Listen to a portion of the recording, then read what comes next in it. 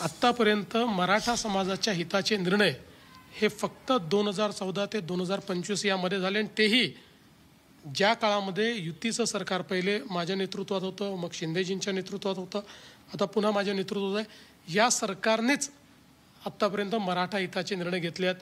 पहिलं आरक्षण मी दिलं, दुसरं आरक्षण शिंदे साहेबांनी दिलं. अण्णासाहेब पाटील आर्थिक विकास महामंडळ मी स्ट्रेंथन केलं, त्यातनं आज 1.5 लाख मराठा तरुण हे उद्योजक झाल्यात. 13,000 कोटी रुपयाचं त्यांना आज कर्ज बिनव्याजी मिळालेलं आहे आणि आता ते नोकरी मागणाऱ्याने नोकरी देणारे झालेले आहेत.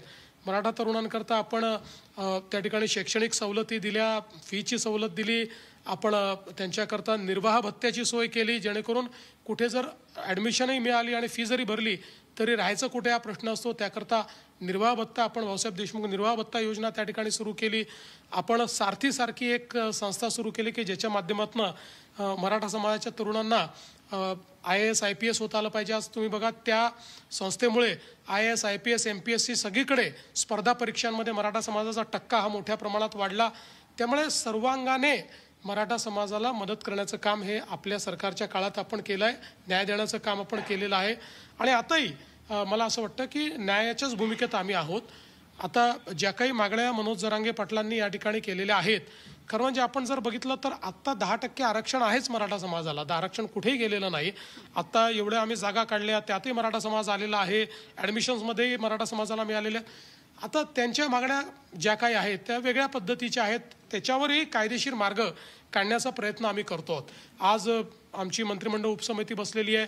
शेवटी आपल्याला एखादा निर्णय फक्त कोणाला खुश करण्याकरता घेता येणार नाही. तो संविधानाच्या चौकटीत टिकला पाहिजे, तो कायद्याच्या चौकटीत टिकला पाहिजे. नाहीतर आज आपण कोणाला तरी खुश करायला एखादा निर्णय करू आणि उद्या तो निर्णय टिकला नाही की त्यानंतर अधिक टीकेचं धनी आपल्याला व्हावं लागेल. त्यामुळे सगळे कायद्याची तपासणी ही योग्य प्रकारे करून आम्ही तो प्रयत्न करतो आहोत. आणि मला असं वाटतं की हा एक सामाजिक प्रश्न आहे. याला राजकीय प्रश्न करण्याचा काही लोकांचा प्रयत्न आहे. काही लोक त्याच्यावर पोळी शेकण्याचा प्रयत्न करतात. पण मी त्यांना सांगतो की ते पोळी भाजण्याचा प्रयत्न केला त्यांचं तोंड भाजेल. त्याच्यामुळे असा पोळी भाजण्याचा प्रयत्न सामाजिक प्रश्नात कोणीच करू नये असं माझं मत आहे.